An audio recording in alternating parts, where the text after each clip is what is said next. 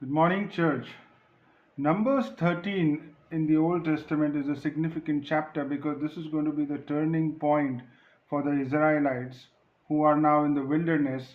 And the Lord spoke to Moses in verse 1. We read Numbers 13 that the Lord spoke to Moses, saying, "Send out for yourself men so that they may spy out to the land of Canaan, which I am going to give to the sons of Israel. You shall send a man from each of their fathers' tribes, everyone a leader among them."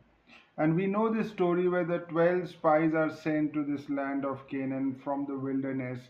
And this is basically a commission from God. And now Moses is uh, telling and instructing the 12 spies what they are supposed to do. We read that in Numbers 13, verse 17 onwards, where it says, "When Moses sent them to spy out the land of Canaan, he said to them, Go up there into the Negev, then go up into the hill country, see what the land is like, and whether the people who live in it are strong or weak, whether they are few or many. How is the land in which they live? Is it good or bad? And how are the cities in which they live? Are they like open camps or with fortifications?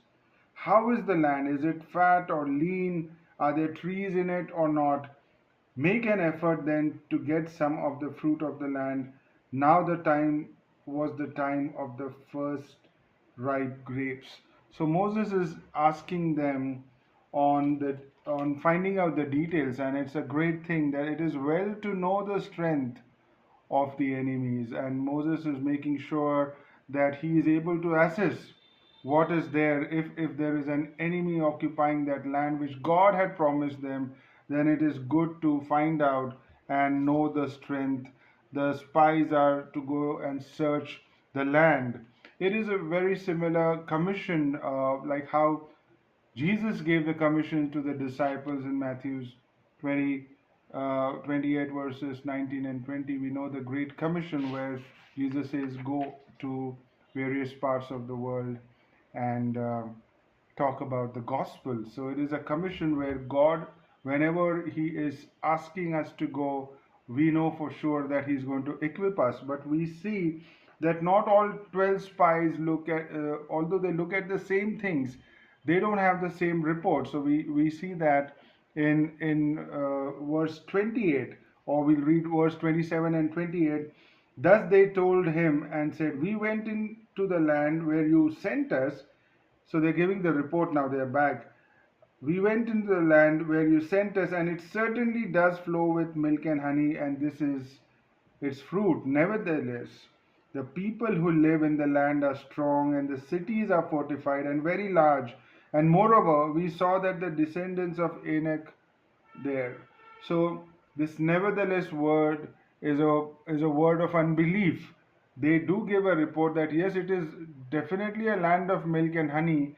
However, or nevertheless, the people who live in the land are strong, and they are living in fortified cities. So this when they are fixing their eyes on the people, we know they are going to always see it as much bigger. And we see that in verse 32 as well, when they gave, so they gave out to the sons of Israel a bad report of the land which they had spied out, saying, "The land through which we have gone in spying it out is a land that devours its inhabitants." Now this is an evil report because they are making it look worse than what it is. And this is what really happens when the focus is on self occupation, when instead of being occupied with God and what God has asked us to do, when the focus is on self, we are always going to see things in a different way. And that is what the spies did. They said that the land is going to the is such a land that the inhabitants are going to devour people. All the people whom we saw in it are men of great size. All the men are of great size. They are very strong. They are tall, and it is going to be impossible. In their hearts, they have magnified the difficulties. They are hesitating with because of danger, and they are discouraging others as well.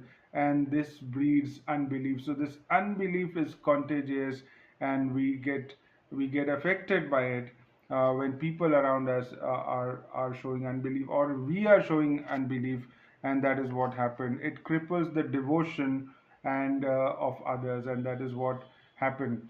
But verse 30, where Caleb and Joshua also were part of those 12 people, they had a very different report. Although they saw the same things, they said, Caleb quieted the people before Moses and said, "We should by all means go up and take possession of it, for we shall surely overcome it, because we are well able of faith." Caleb is saying, we are well able to overcome it.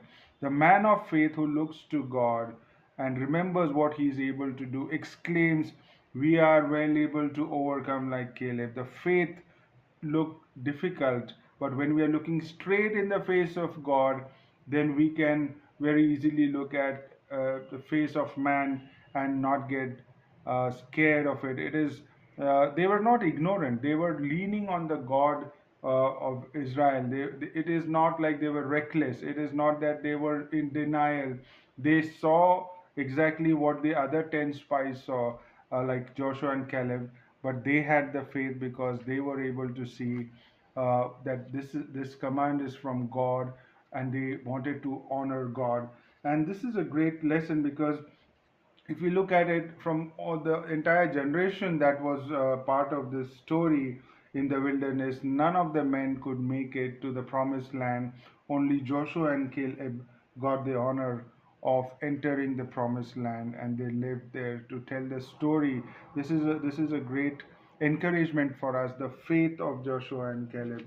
uh, when everything again was going against them, the report was against them, the spies were against them. They were in fact going to be stoned in chapter 14, Numbers chapter 14. We see that the people were about to stone Joshua and Caleb, and that's where God gave up and he said, "This is enough." And they had to spend another 38 odd years in the wilderness. So they completed those 40 years, and uh, most of the men, they could not, they perished in the wilderness. They could not enter the promised land.